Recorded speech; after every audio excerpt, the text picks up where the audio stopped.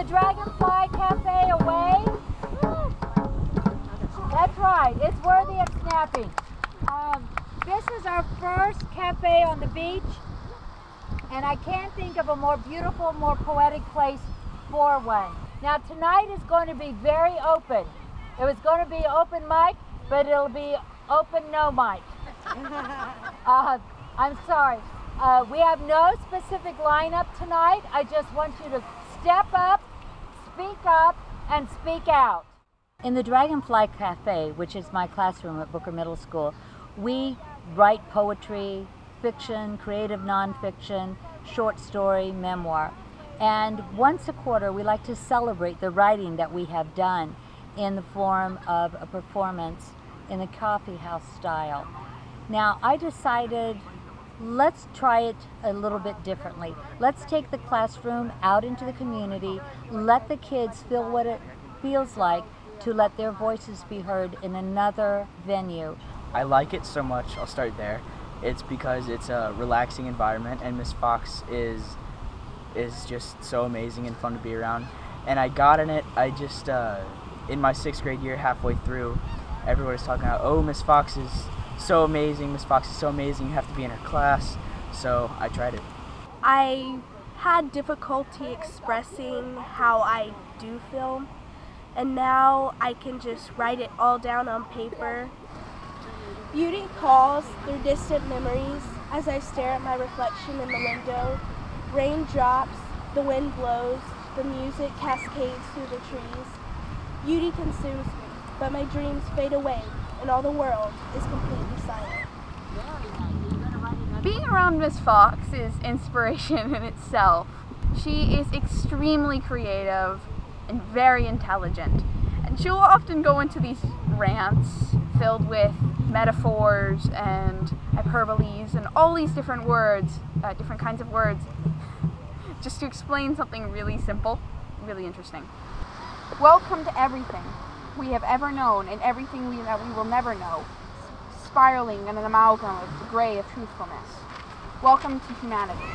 I think that the first thing you need to do as a teacher is to develop a relationship with your student, and not just the student but their family as well. And when you can take that and get to know those people, then you know how you can involve your community with them, and then you have a larger academic realm that you can really expose your students to and help them succeed. Once again, the most important thing that we are after is the ability to communicate and to critically think. And when we do our free form, where they're given a word and a tone to present that word in, as a poem, we might say umbrella, angry tone, and they will riff on that freely. That is entailing many aspects of thinking and of performing, and all of these are part of our Common Core curriculum that has our kids becoming more familiar with expressing themselves. Really project. Value. Adrenaline is always rushing through our open veins, raining through our fingers to feverishly write down our blessings. For me, poetry has given me a way to express myself and how I'm feeling inside.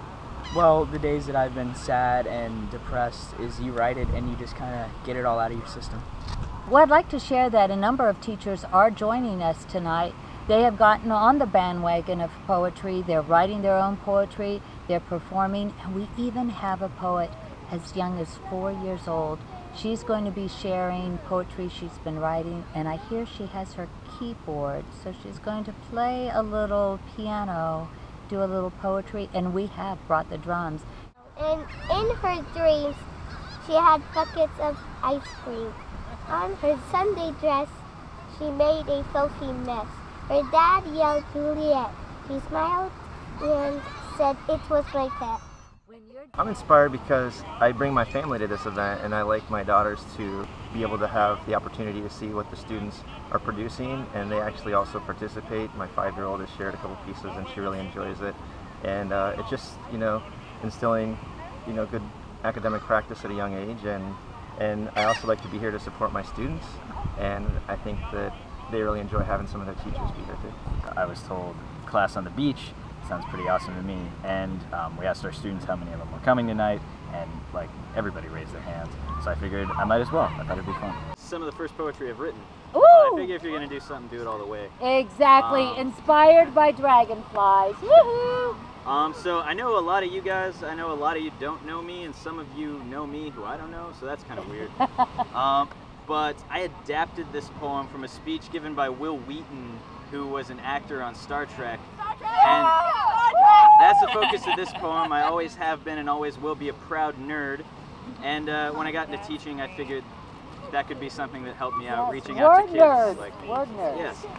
Breaking down the four walls of the classroom is really powerful because it puts relevance in the student's life when they can actually do and see things that we would normally do, while we're not inside the classroom. And that makes it engaging for them because they really like to be part of a bigger picture. No more do I need to forego. I love hearing hello, famous like Monroe. Little hut, did I just outgrow? Do you like caviar? I respond, so-so. Sophisticated circles discussing Thoreau, more complicated card games than Uno. Why is it that we're never satisfied with the status quo? I just think that Joanna Fox's work is great. She makes it relevant to them. And when you give students this opportunity, which is not a traditional academic opportunity, they really seem to be very focused on their work, and they really enjoy doing that. Just the obvious passion that she has for the kids that they reciprocate right back. I think a lot of times as teachers we focus too much on the mind and not on the heart, and do a project for me, but don't worry about getting creative about it or whatever. But she really focuses on the other end, which I think is really necessary sometimes. Like, you know what, it's okay if you learn something, that's cool, but I'd really love to see you kind of come alive. And so I chose the topic empty lines, so I wrote this. Empty lines, powerful yet meaningless. Empty lines, quiet yet screaming. Empty lines, urging you to write, yet not saying a word. Empty lines, humble yet boastful. Empty lines, sitting, waiting. I admire how Miss Fox is just so amazing and intelligent. I love that about her. See, school, you have academic class, academic class, academic class, and then you have your electives, and then when you finally get to Miss Fox's class, you have time to relax. I don't consider it school, I consider it more fun, and it's just relaxing. 3 of my favorite things are here: water, creative writing, and my friends.